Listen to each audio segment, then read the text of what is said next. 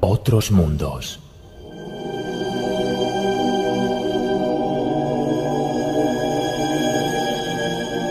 Secretos de la religión.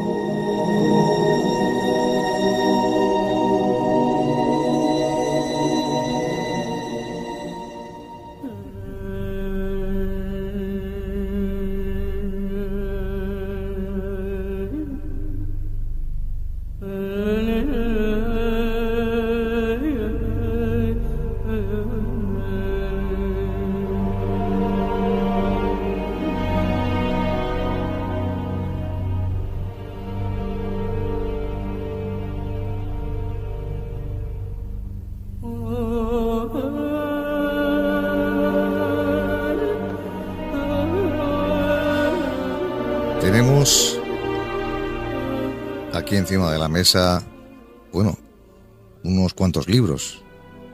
Y hay muchos más, porque yo creo que se ha escrito muchísimo. Ríos de tinta se han utilizado para hablar de una de las figuras, o la figura más importante de nuestra historia, como es Jesús. Pero junto a él ha ido solapada otra figura. Muchos han considerado que esa figura, que es María Magdalena, tenía una gran relación con Jesús.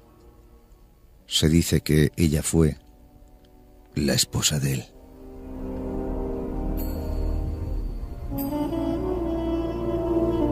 Dicen que tanto lo amó que ella asistió a su crucifixión.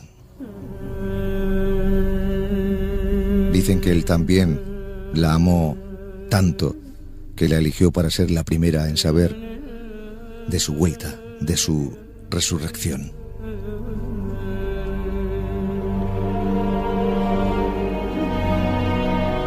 Y esta noche en Otros Mundos, en esta sección de Secretos de la Religión, hay una persona muy versada, colaborador de Otros Mundos y también amigo personal, que esta noche nos va a hablar de este asunto, desvelando la verdad sobre Jesús y María Magdalena. Y esa persona es José Luis Jiménez. Buenas noches, amigo. Hola, buenas noches, Javier. Bueno, entre esos libros que yo estoy comentando, hay uno aquí que se llama El triunfo de María Magdalena. Y el autor de ese libro, por supuesto, es José Luis Jiménez. Un libro que aconsejamos a todos los oyentes y, que les va a introducir en este maravilloso mundo de la religión, concretamente en esta figura de María Magdalena, y conocer ese parentesco, ¿no? Esa relación que hay con Jesús. Pero cuéntanos tú, José Luis. Sí, como tú muy bien has dicho al principio, el personaje principal quizás, por lo menos para los cristianos, sea el de Jesús.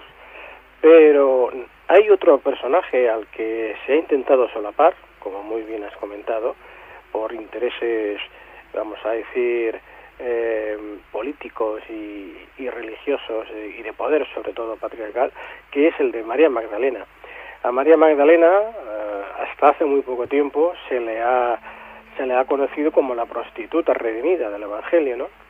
Un título que para nada tenía que ver con la verdad, puesto que María Magdalena nunca fue ninguna prostituta, ninguna pecadora, ni siquiera aparece en la Biblia en ninguno de los pasajes ni de los versículos de los evangelios como tal, y todo fue el Papa Pablo VI en el 1969 quiso disculpar a su antecesor, al Papa Gregorio I Magno, que fue quien en el año 591, en una homilía que pronunció un 14 de septiembre de ese mismo año, pues dijo que quién era María Magdalena, sino la pecadora, la que tenía todos los pecados que Jesús le había sacado de su cuerpo, le dijo de todo menos bonito.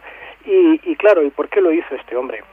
Pues porque al final del episodio en el que Lucas hablaba de la mujer pecadora, que cuando Jesús había sido ungido con los óleos y había sido enjugados sus pies con los cabellos de esa mujer y secados, etcétera, pues claro, hacía referencia después a que habían unos hombres y mujeres que seguían a Jesús por los pueblos, y entre estas estaban María Magdalena, que además pues les financiaba con sus bienes. Y como aparece en ese capítulo siguiente, pues este hombre alude a esto para asignarle el título de prostituta. No es así, no es cierto, no tiene nada que ver. Y bueno, vamos a intentar aclarar un poco, porque la mayoría de las personas, a pesar que ha pasado tanto tiempo, y a pesar de que en el año 1969, pues como he dicho, el Papa Pablo VI ya reconoció de que se había cometido un gran error con el personaje de María Magdalena, puesto que nunca había sido esta prostituta y que se debió a una confusión del Papa Gregorio I Magno, lo cierto es que la mayoría de las personas cristianas y sobre todo católicas siguen pensando que se trataba de la prostituta redimida del Evangelio, que se retiró a un desierto como penitencia, etcétera, y nada de eso es cierto, en absoluto, ¿no? Entonces, desgraciadamente se conoce muy poco de los hechos reales que ocurrieron en la época de Jesús, en Palestina. ¿Y por qué digo ahora esto? ¿A colación de qué? Pues mira, hay muchas evidencias físicas, hay documentación, hay evangelios gnósticos, apócrifos, pero es que hace muy poco tiempo, precisamente en el mes de septiembre de este año, en concreto el 19 de septiembre, una doctora que pertenece a la Divinity School de la Universidad de Harvard, se llama Karen Kim, pues presentó un estudio, publicó un estudio referente a un trozo de papiro que le había sido entregado por un coleccionista un año y pico atrás, entre el año 2010-2011, para que ella estudiase si en aquel papiro, de alguna forma, puesto que se hacía referencia a Jesús y a su esposa, se podía encontrar la prueba que demostrase ya definitivamente de que Jesús pues estuvo casado, ¿no?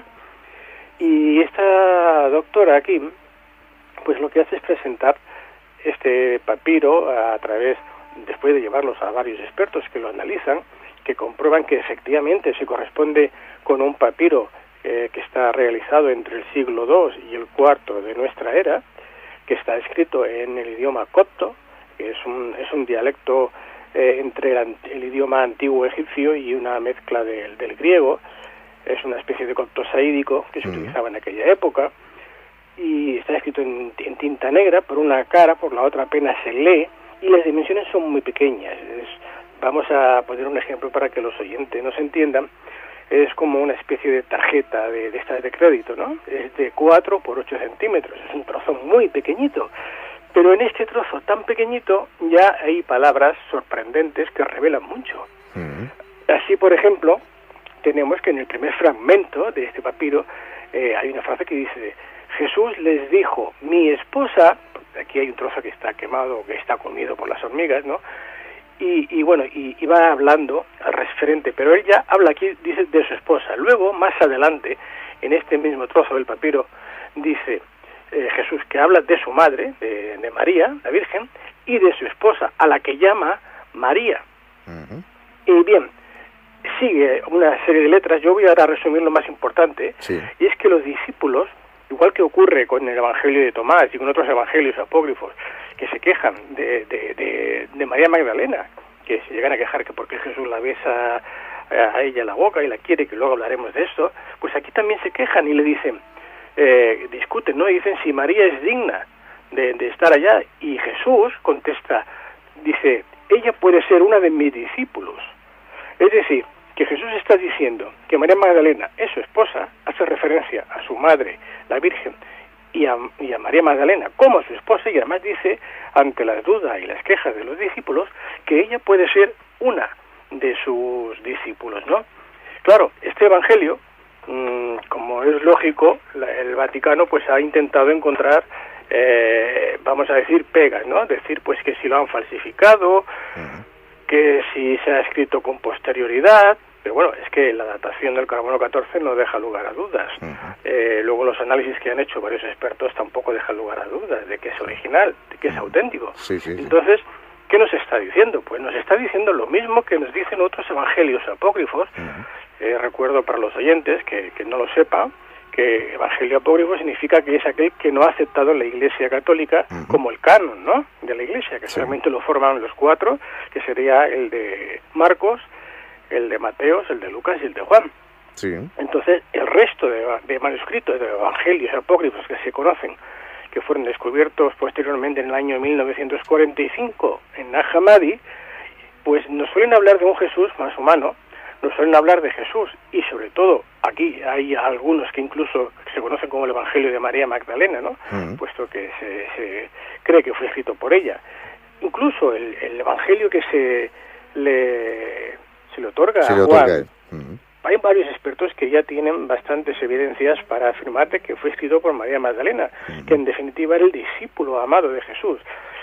Porque no hace mención a este evangelio que fue escrito por Juan Evangelista, el hijo de los Zebedeos, que sería el que habría escrito este evangelio, ¿no? A mí me gustaría, José Luis, permíteme un inciso. A mí me gustaría, antes hablábamos de la figura, o estás hablando de la figura de María Magdalena, pero se habla que es considerada como prostituta. Y esto yo me gustaría ahondar un poquito, porque esto sería un gravísimo pecado, porque estamos hablando de la que, bueno, según nos comentas tú, que posiblemente estamos hablando de la esposa de Jesús, y sin embargo la propia Iglesia la tilda de prostituta. Aquí hay una contradicción y aparte hay un gran pecado, ¿no? Claro, vamos a ver. Tenemos que retrotraernos un poco en la historia. En los primeros siglos, los cristianos, lo que ahora llamamos cristianos, no se llamaban cristianos. En primer lugar, porque esto viene a partir de Saulo de Tarso, que es un judío romanizado, y luego la Iglesia Católica lo pasa a llamar Pablo, San Pablo, ¿no? Y este es el que cuando muere Jesús, cuando es crucificado, dice, Jesús ha muerto, ahora hay que seguir al Christos, Christos en griego, que significaría en hebreo el Mesías que era el Salvador de los judíos que estaban subyugados al Imperio Romano. Bien, entonces hay que tener en cuenta que desde el siglo I hasta el siglo IV, en concreto hasta el año 325, que se lleva a cabo el primer concilio ecuménico, que es el concilio de Nicea, que además es convocado por el emperador Constantino I el Grande, hasta ese entonces existían varias sectas de judíos seguidores de Jesús, o del mensaje de Jesús, ¿de acuerdo? Sí. Y entonces estaban los que eran, diríamos, de corte gnóstico, los más cerrados, los que seguían una doctrina que era más íntima, más intimista entre ellos, y estaban los que tenían esta apertura, los que decían que se tenía que compartir el mensaje con los gentiles. Los gentiles se referían a los que no eran judíos, ¿no? Al resto de la población. Que esto eran precisamente los seguidores de San Pablo, los paulinos que se llamaban, ¿no? Bien, hasta esa época, y como te digo, pues habían varias sectas, no era una ni dos, habían varias, pero los que al final se llevaron al gato al lago, los que ganaron, fueron los seguidores de Pablo, que son los que en el concilio de Nicea, pues consiguieron que de alguna forma el emperador entonces, Constantino I, los aceptase como la nueva religión del imperio. No oficialmente, porque esto ocurrió en el 380 con Teodosio, el emperador Teodosio, pero ya a partir de ese momento dejaron de ser perseguidos, puesto que habían sido perseguidos 11 años atrás por Diocleciano. Hemos visto estas películas de romanos que echan a los cristianos a los leones, a los circos, etcétera, ¿no? Fueron perseguidos brutalmente, y a partir de esta fecha, de este concilio, pues a esos cristianos se les van a esta secta de cristianos se les va a dar una serie de potestades y de prebendas y bueno, que realmente tenían la facilidad hasta de cambiar una sentencia de un juez. Tremendo. Bueno, pues aquí se les otorga a estos obispos la facultad de heredar de terceros, se les otorga la facultad de arrendar, que diría, pues, inmuebles, de conseguir cambiar sentencias. Bueno, introducen una serie de rituales de tipo pagano, porque el emperador que hemos mencionado, Constantino, él era el sumo pontífice del Sol Invictus. Era una religión precisamente del dios Mitra, ¿no? El día 25 de diciembre era cuando se celebraba el nacimiento del Sol Invictus.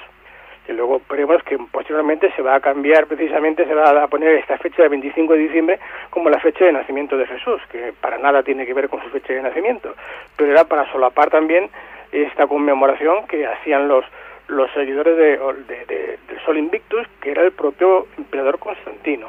Pues bien, estos obispos de entonces pasan a ser la religión ya oficial del Imperio Romano, pasan a llamarse la Iglesia Católica, Apostólica y Romana, de ahí viene el nombre ¿no? Evidentemente, y pasan a perseguir a sus propios hermanos. Cuando ellos habían sido perseguidos, ahora son los que se convierten en perseguidores de los cristianos de corte gnóstico, porque no aceptan el credo niceno. En el credo niceno, que cuando se hace, se dice que, bueno, vamos a hacer, como los romanos siempre necesitaban de un Dios, pues tenemos que hacer que Jesús se convierta en un Dios, y entonces pasa a ser el Dios hecho hombre. Claro, los otros, voy a decir cristianos para que se me entienda, de corte gnóstico, que no comparten esta idea y que ven a Jesús como una criatura hecha, o sea, creada por Dios, pero que no deja de ser hombre, sino que es una criatura que está creada por Dios, ya se produce el primer enfrentamiento, y esta es la primera herejía, que son perseguidos, algunos pues son quemados en la hoguera, y en principio pues junto con los seguidores de Arrio, los arrianos, son expulsados del territorio, excomulgados, etcétera. Tienen que huir y, bueno, tardan tiempo en regresar. Sí. El caso es que en esta primera confrontación ya se empiezan a adoptar una serie de medidas y ya se empiezan por real decreto, por decirlo de alguna forma, bueno, pues aquí es con el credo niceno, Jesús, resulta que ahora ya es Dios, ya resulta que hay una serie de condiciones que se tienen que cumplir, y ya resulta que la mujer no interesa que tenga el mismo trato y que tenga la misma importancia que tenía hasta entonces junto con el hombre, pues para oficiar, puesto que Jesús reconocía en la mujer el mismo derecho y el mismo valor que el hombre. De ahí venía que él, a María Magdalena y el resto de los apóstoles la tratasen como la apóstol de los apóstoles. Efectivamente. Reconocimiento que luego se le va a volver a dar en el año 1969 por el propio Papa Pablo VI, aunque ya te digo que en la actualidad muy poca gente es consciente de ello. Pero que es curioso que, bueno, la Iglesia Católica la nombra, como bien dices, apóstola de apóstoles, y sin embargo no parece reconocer como canónico el Evangelio de María Magdalena. Claro que no, ¿pero por qué? Pues que estamos hablando... Es contradictorio esto, ¿no? Claro, pero es que estamos hablando de que aquí tendría la Iglesia que reconocer la importancia del personaje de María Magdalena, tendría que reconocer que Jesús estuvo casado, porque además es que si no estuviese casado hubiera incumplido una de las leyes principales de cualquier judío, que sería mal visto, sería como incluso un judío que normalmente se casaban entre los 16 y 18 años, y ya no te digo si era maestro, si era rabino, si era sacerdote, como en el caso de Jesús, que ya prácticamente era de obligado cumplimiento, ¿no? Porque es que si no, no tenían el respeto, no adquirían el respeto del resto de los conciudadanos, porque cómo iba a ir una pareja de judíos a consultar un problema con el rabino, si un problema, me refiero marital, ¿no? Sí. Conyugal, si resulta que el rabino es soltero y no tiene ni idea de las relaciones que se producen en un matrimonio de tipo sexual o de tipo marital. Ya esto hacía que los rabinos de alguna forma se viesen obligados a estar casados ya a edades muy tempranas, claro, muy tempranas. Entonces, ¿qué ocurre? Que bueno, la Iglesia lo sabe. Y es que además, fíjate, te voy a decir un pasaje que ya lo escribió un arzobispo. Esto es un pequeño paréntesis para que veas claro, la hipocresía de la propia Iglesia, ¿no? Por ejemplo, no recuerdo, él es en la Edad Media, creo que es en el año 1400 y pico, pero bueno, voy a hablar del arzobispo de Génova, si no recuerdo mal. Te lo voy a leer porque de memoria no quiero equivocarme. Bueno, él era italiano, se llamaba Giacomo de Brache, que nosotros lo conocemos más como Jacobo de la Vorágine, ¿no? Sí. Jacobo Santiago de la Vorágine. En el libro que él escribe de la leyenda dorada, que también se conoce como la vida de los santos, fíjate ya, la vida de los santos, ¿no? Sí. Pues aquí nos mete un pasaje sobre María Magdalena y nos dice: el sobrenombre de María de Magdalena o de Magdala viene de Magdalo, el nombre de una de sus propiedades ancestrales. Ella era de buena cuna, descendiente de estirpe real, es decir, es que ella era princesa, María Magdalena, ¿no? El nombre de su padre era Ciro, su madre se llamaba Eucaria, con su hermano Lázaro y su hermana Marta era dueña de Magdalo, una ciudad amurallada a 2 millas de Genesaret, junto a Betania, no lejos de Jerusalén, y una parte considerable de la misma Jerusalén. Después de la ascensión de Cristo, sin embargo, todos ellos vendieron sus posesiones y pusieron las ganancias a los pies de los apóstoles. Bien, este pasaje que nos habla este arzobispo, sí, nos está diciendo, fíjate, la importancia de María Magdalena, ¿no? Sí. Que evidentemente que no era ninguna prostituta, puesto que tenía posesiones y que era una princesa. Es más, hemos dicho al principio, en el versículo de Lucas, dice que varios hombres y mujeres seguían a Jesús predicando por los pueblos, y que una de estas mujeres, la principal que menciona, es a María Magdalena, que financiaba estos viajes con sus bienes, puesto que ella tenía bienes, ¿no? Sí. Vale, entonces en el capítulo en el que se habla de esta mujer pecadora que está en casa de Simón, el fariseo, del leproso, y Simón dice para sí, si este hombre, refiriéndose a Jesús, supiese quién es esta mujer pecadora que le está enjuagando los pies y secando con los cabellos y tal, si supiese que es una pecadora, no se dejaría hacer, porque tal. Y Jesús luego le explica a él, ¿no? Dice, ¿tú a quién le estarías más agradecido? ¿A quien le perdonas una deuda pequeña o a quien le perdonas una deuda muy grande? Puesto que Jesús le dice, mujer, vete, que tus pecados han sido perdonados. Y este fariseo, este Simón, se escandaliza, ¿no? Pero tú, ¿quién eres para perdonar? Y cuando le dice todo eso, y supieras quién es. Claro, si Jesús, que está recorriendo toda Palestina con sus apóstoles y con estas mujeres, que eran varias, eran tantas como apóstoles, le sigue y además le está financiando los viajes, y además, porque ahora entraríamos en otros temas, las bodas de Canaán y otros aspectos, en quienes nos habla de María Magdalena, la conoce perfectamente. ¿Cómo puede decir que si Jesús conociese a esta mujer? Está claro que está hablando de otra mujer, no está hablando de María Magdalena. Aunque eso ya está claro, y como te he dicho antes, la Iglesia, el Papa ahora ya lo ha reconocido que fue un error, pero claro, seguían dándole vueltas a este tema, porque a la Iglesia patriarcal de entonces le interesaba que la mujer no tuviera acceso al poder de la Iglesia, que no pudiera oficiar como los obispos, es decir, que no hubieran obispos, obispas, ¿entiendes? Sí. Y ese hecho se ha mantenido hasta hoy día. Hoy día la mujer pues puede ir como monja a un convento, puede ir a limpiar el altar, como cuando vino aquí el Papa a Barcelona, a España, ¿no? Y veías que las monjitas pues limpiaban el altar y tal, pero los únicos que oficiaban son los hombres, ¿no? Sí. Los únicos que están en el Vaticano y que tienen órdenes y mandan son los hombres, ¿verdad? Claro. Pues esto ocurre desde entonces. Ese es el motivo, porque tuvieron que denigrar de alguna forma al personaje de María Magdalena, para que la mujer no tuviese la misma dignidad, el mismo poder, por decirlo así, que el hombre, porque era, y sigue siéndolo, una iglesia con un poder patriarcal total. Para ti, José Luis, como antes decía al principio del asunto, tener el privilegio de ser la primera persona en ver a Jesús resucitado, ¿eso qué sentido tiene para ti? Hombre, muy claro, fíjate, Jesús, cuando es crucificado, las únicas personas que están con él es precisamente su madre, María, la conocida como la Virgen, sí. María Magdalena, que siempre aparece en el centro de la cruz, abrazada a la cruz, llorando, enjugándose las lágrimas con un pañuelo, ¿no? Y otro personaje que es Juan Evangelista, que lo ponen casi siempre al lado derecho. Es bueno, que incluso le dicen la Magdalena, lloras más que la Magdalena, que si la Llorona, que tal, ¿no? Es la mujer que más lo siente, claro. Es la que acompaña el cuerpo con los óleos para ungirlo en su cuerpo cuando va a ser enterrado. Es la primera que está el domingo a primera hora cuando amanece para acabar, puesto que el sábado empieza a las 6 de la tarde, y cuando Jesús muere pues ya empieza a atardecer y no les da tiempo, entre que lo llevan al sepulcro de José de Arimatea, no les da tiempo, y por lo tanto tienen que volver el domingo para acabar de realizar todo este tipo de ritual.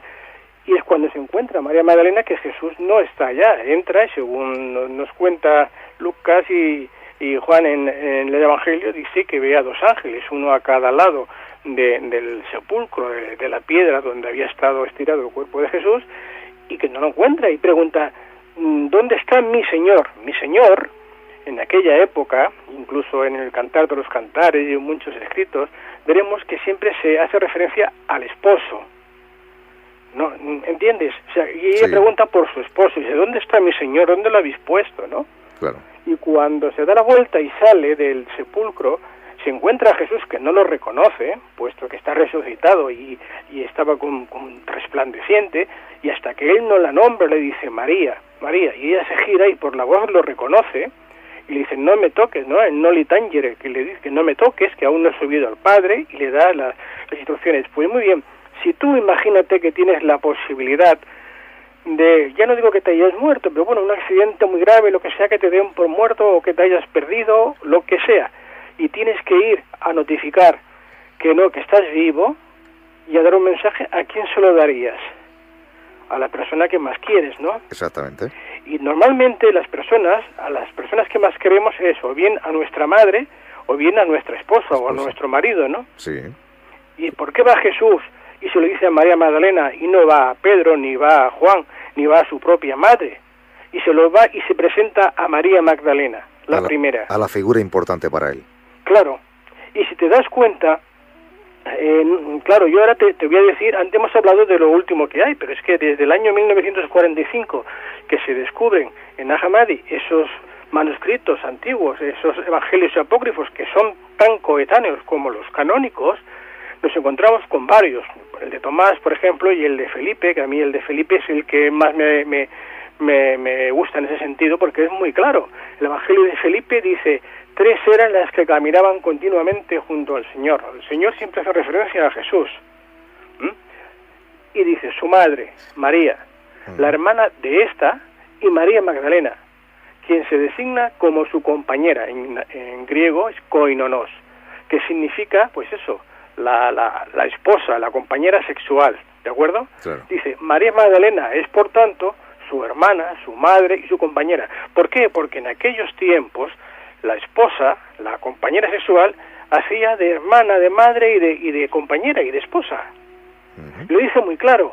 Entonces, ya te digo que no es el único este evangelio que ha presentado la doctora King, que además le ha puesto como referencia el nombre del evangelio de la esposa de Jesús para que se identifique, sino que aquí ya tenemos el de Felipe, pero es que también en este mismo, en el versículo 55, también nos habla de la Sofía, igual que también habla en el de Tomás, y dice, el nombre es, la Sofía es con el que se refiere a la sabiduría de María Magdalena, dice, es la madre de los ángeles, la compañera de Cristo es María Magdalena. O sea, vuelvo otra vez a decirlo, la compañera de Cristo es María Magdalena, dice, el Señor amaba a María Magdalena más que a todos los discípulos, pues la besaba en la boca repetidas veces. Y los demás discípulos le preguntaron a Jesús, ¿por qué la amas más que a todos nosotros? A todos nosotros. Y el Señor le respondió y le dijo, ¿a qué se debe el que no os ame a vosotros tanto como a ella? Evidentemente, porque ella es mi esposa, ¿no? Pero, a ver, estas son traducciones que pueden tener alguna variedad, pero que nos está hablando otra vez de María Magdalena, de que está junto a Jesús como alguien mucho más importante que el resto de los apóstoles. Y además, fíjate, si Jesús no solamente estuvo casado y tuvo hijos, sino que el propio Evangelio de Felipe nos vuelve a decir, ya nos confirma que Jesús tenía un hijo como mínimo antes de iniciar el ministerio o durante el tiempo de ministerio, porque en el versículo 120 nos dice, hay un hijo del hombre y hay un hijo del hijo del hombre. El Señor es el hijo del hombre, y el hijo del hombre es aquel que fue hecho por el hijo del hombre. El hijo del hombre recibió de Dios la facultad de crear. Él tiene también la de engendrar. ¿Qué está diciendo? Jesús se hace llamar a sí mismo el hijo del hombre, ¿de acuerdo? Sí. Y entonces dice, bien, tenemos a Jesús, sí, tenemos al hijo del hombre, pero también tenemos a un hijo de Jesús, dice, también existe el hijo del hombre. Y dice, Dios le da la facultad de crear a Jesús, dice, pero también la de engendrar. Por lo tanto, él ha engendrado y existe un hijo que está ahí. Pero es que, bueno, no solamente hay uno, porque, bueno, tú sabes que ya lo hablamos hace un tiempo, en este libro que tú has mencionado al principio, el del triunfo, ya este era el segundo, pero anteriormente el primero era el legado de María Magdalena, donde yo expongo el descubrimiento de un retablo en un monasterio cisterciense, Tarragona, San Creus en concreto, donde, bueno, pues descubre aquí un retablo que estaba medio escondido, desconocido, olvidado, que oficialmente no existía, donde nos representa a través de una serie de iconografías toda una serie de pasajes bíblicos relacionados con la relación marital de Jesús y María Magdalena. Y la sorpresa viene cuando vemos en estos retablos que aparece María Magdalena embarazada, abrazada a la cruz, sin ningún tipo de dudas, y luego como el fruto del embarazo son 2 hijos o hijas gemelas, que uno tiene en brazos y otro cogido de la mano. Bueno, son una serie de iconografías, de 7 en total, que ahora no las vamos a especificar todas, sí. Pero... A mí me gustaría decirte, o preguntarte, José Luis, dando por hecho de que todo esto es así, ¿qué le puede motivar a la Iglesia a tapar esta figura? Bueno, pues como te he dicho al principio, el interés, ¿no? Dijéramos. El interés por no, claro, primero por no perder la supremacía patriarcal que tienen, ¿no? Eso en primer lugar. Ahora, hoy día, en pleno siglo XXI, hombre, pues yo no sé si ellos son tan sabios como para reconocer el error y hacer ver que el hecho de que Jesús estuviese casado y tuviera hijos no es motivo de pérdida de fe, en absoluto, más bien al contrario, ¿no? Porque además, si nos atenemos precisamente a las tradiciones de los judíos de entonces, es que no es que fuera lógico, es que casi estaba obligado, porque Jesús no era un judío cualquiera, era un líder. Piensa que él fue aclamado cuando entró en Jerusalén el Domingo de Ramos, ¿no? Y fue de alguna forma reconocido como el rey de los judíos, motivo por el que fue precisamente crucificado. Jesús no fue crucificado por blasfemar, ni por decir sobre los saduceos o los sacerdotes que regían el templo de Jerusalén, los fariseos, que estaban engañando al pueblo, y Jesús los recriminaba y los denunciaba. Incluso pues recordaremos el episodio que se lió a latigazos con los mercaderes del templo, ¿no? No fue, le tenían unas ganas tremendas de cargárselo, pero no podían hacerlo por eso. ¿Y qué tienen que hacer? Decirle al procurador romano, a Poncio Pilatos, de que es el rey de los judíos, que por lo tanto es enemigo de Roma, y que si él no lo condenaba a la crucifixión, se lo iban a chivar, se lo iban a ir corriendo a decir al emperador romano, que estaba en Roma, a Tiberio, que su procurador pues no había castigado a un enemigo de Roma. Y claro, el otro pues se vio con la espada en la pared, contra la pared, y dijo, bueno, aquí no me queda más remedio que hacer lo que esta gente me está obligando, porque este hombre es inocente, no tiene culpa, pero me obligan. ¿Y qué hace? Se lava las manos, dice, yo me lavo las manos, allá vosotros, ¿no? Porque le obligan de alguna forma, no tiene otro motivo. Y claro, la única forma que tienen de conseguir que sea sentenciado a muerte es así, porque los propios judíos, el Sanedrín, que es quien lo juzga en principio, y se lo llevan a Herodes, que Herodes era un indumeo, era un enemigo de los judíos, pero era un sátrapa impuesto por Roma para gobernar Jerusalén.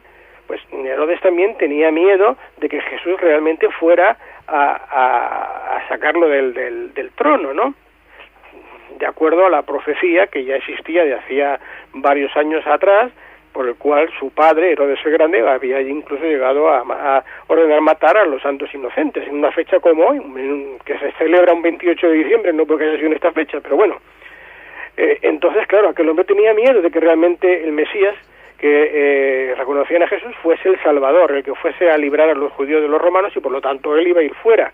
Y él también estaba interesado en que Jesús fuese crucificado, y también lo vuelve a mandar a Poncio Pilatos una segunda vez, porque Poncio Pilatos lo devuelve, porque se lo encuentra, le da 40 o 50 latigazos, piensa que con eso tendrán bastante, se conformarán, y le dicen que no, y se lo vuelven a enviar. ¿Y por qué lo crucifican? Porque lo tienen que acusar de que es el rey de los judíos. Entonces, cuando Jesús está en la cruz y está mirando hacia abajo, y está a la derecha, a su derecha, en el suelo, María, la Virgen, su madre, en el centro de María Magdalena, su esposa, embarazada.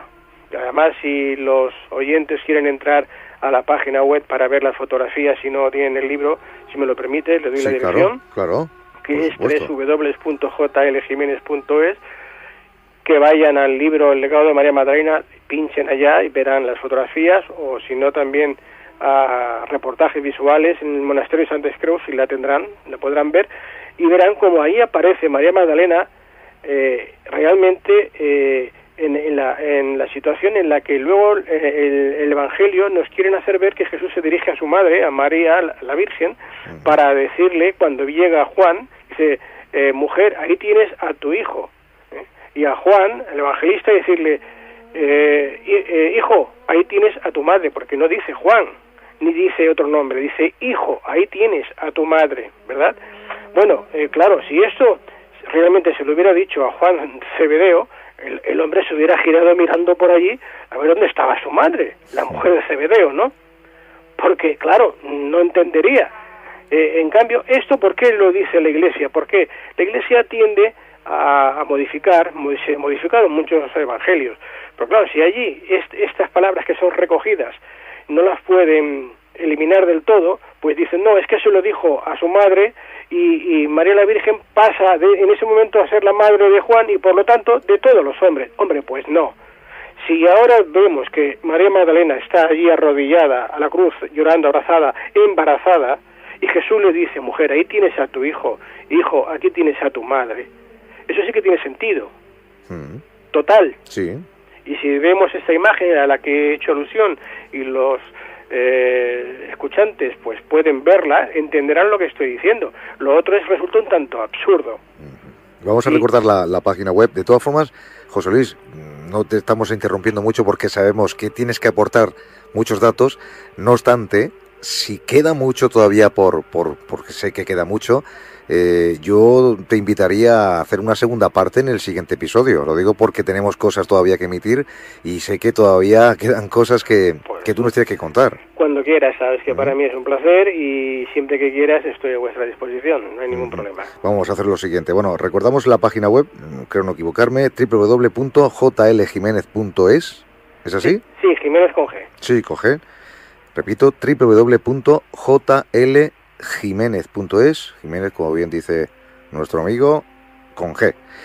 Lo que hacemos, José Luis, pero incluso para la próxima semana, si te parece bien, dado que estamos todavía en fechas navideñas, será el 4 de enero, si no hay ningún problema, retomamos este asunto, si es posible hacemos un breve resumen y retomamos todo sobre todo para aportar los datos que nos han podido aportar esta noche, ¿te parece bien? Muy bien, estupendo. De acuerdo. Pues lo hacemos así, José Luis. Muy bien. Un fuerte abrazo. Igualmente, Javier, un fuerte abrazo. Muchas gracias y que tengas una feliz Nochevieja y una entrada de año magnífica. Ojalá pues, que sí sea. Muchas gracias, igualmente para todos vosotros y para los oyentes, y a ver si este año 2013, aunque acabe en 13, no sea tan malo como este, y por lo menos vayamos un poco mejor. Bien, pues en lo que a radio se refiere, nos encontramos el año que viene. De acuerdo, un abrazo, muchas gracias. Buenas noches. Hola, buenas noches. Es así, ¿no, Harry? Creo que merece la pena el dejarlo aquí. Sé que hay mucho que aportar, muchas cosas que tiene que comentar José Luis Jiménez. Sí, se me oye, ¿no? Sí, te escucho perfectamente. Es un tema muy controvertido, sí. Especialmente quienes están en la telaraña de algún dogma específico. Pienso en tantas sectas que se han hecho a través de las diversas interpretaciones, pues les duele que les resquebrajen sus ideas preconcebidas y sus prejuicios y no quieren moverse de ahí, ¿no? Entonces están anquilosados y ahí se producen incluso las inquisiciones, las guerras de religión y todo lo demás, ¿no? Pero bueno, me parece muy ingeniosa esa relación, ese paralelismo con una partida de ajedrez que pone, ¿no? Sí, es su libro, el libro de José Luis. El triunfo de María Magdalena, se llama Jaque Mate a la Inquisición. Sí. Me acuerdo también de otros libros muy interesantes que hablan de los años perdidos de Jesús. Sí. O sea, en que se postula que no estuvo 30 años encerrado en una carpintería, dada la misión que tenía, sino que lo llevaron incluso al Oriente, donde pasó distintos cursos y a su retorno tuvo que traducir eso en un lenguaje mucho más sencillo para gente que indocta, ¿no? Hablaba de ovejas perdidas, de dracma, etcétera, ¿no? Muy bien, pues vamos a dejar este mundo. Le recordamos a los oyentes, bueno, si no ocurre nada, tendremos de nuevo a José Luis Jiménez. Será ya, como digo, en el próximo año, es el primer episodio del año, será el día 4 de enero y volveremos a hablar de Desvelando de la Verdad sobre Jesús y María Magdalena. En este caso será la segunda parte. Seguimos en Otros Mundos.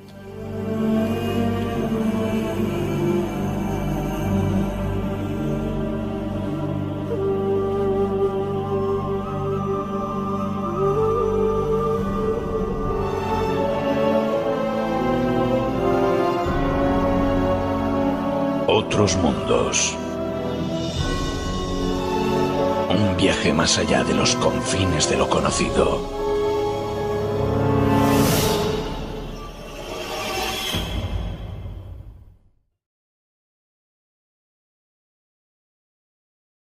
intentado solapar, como muy bien has comentado, por intereses, vamos a decir, políticos y religiosos y de poder, sobre todo patriarcal, que es el de María Magdalena.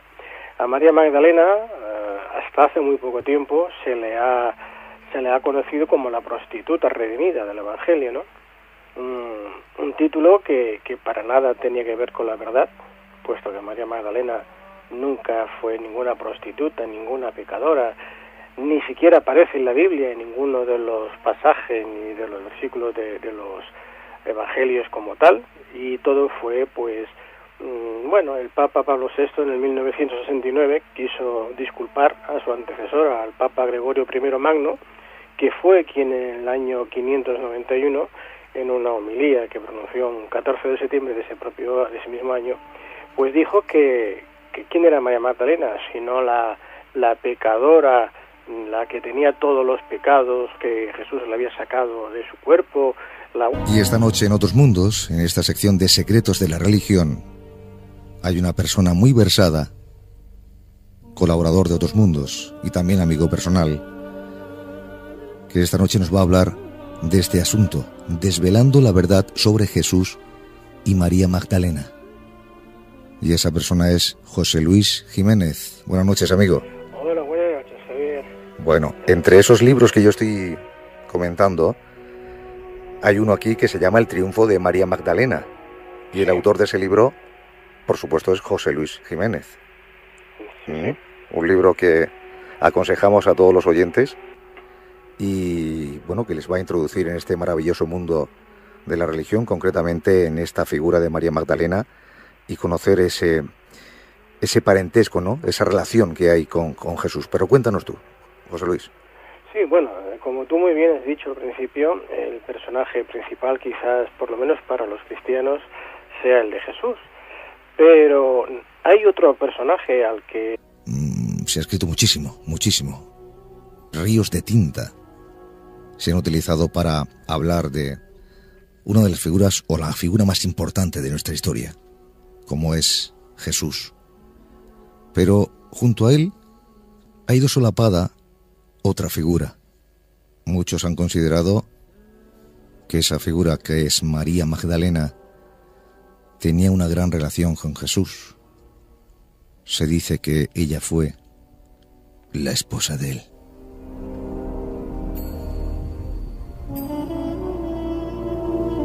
Dicen que tanto lo amó que ella asistió a su crucifixión. Dicen que él también la amó tanto que la eligió para ser la primera en saber de su vuelta, de su resurrección.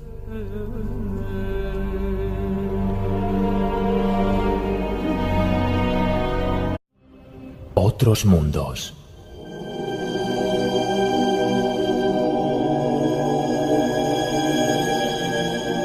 Secretos de la religión.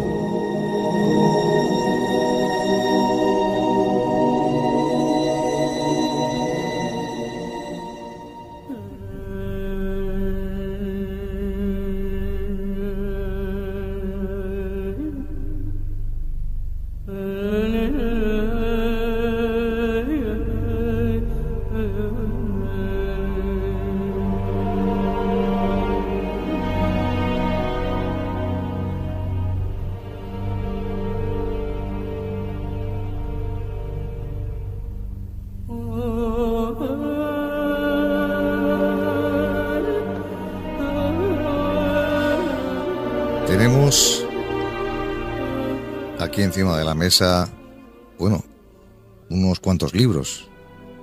Y hay muchos más, porque yo creo que se han escrito... Bueno, dijo de todo menos bonito. Y claro, ¿y por qué lo hizo este hombre? Pues porque al final del episodio en el que Lucas hablaba de la mujer pecadora, que cuando Jesús había sido ungido con los óleos y había sido enjugados sus pies con los cabellos de esa mujer y secados, etcétera, pues claro, hacía referencia después a que habían unos hombres y mujeres que seguían a Jesús por los pueblos, y entre estas estaban María Magdalena, que además pues les financiaba con sus bienes. Y como aparece en ese capítulo siguiente, pues este hombre alude a esto para asignarle el título de prostituta. No es así, no es cierto, no tiene nada que ver. Y bueno, vamos a intentar aclarar un poco, porque la mayoría de las personas, a pesar que ha pasado tanto tiempo, y a pesar de que en el año 1969, pues como he dicho, el Papa Pablo VI ya reconoció de que se había cometido un gran error con el personaje de María Magdalena, puesto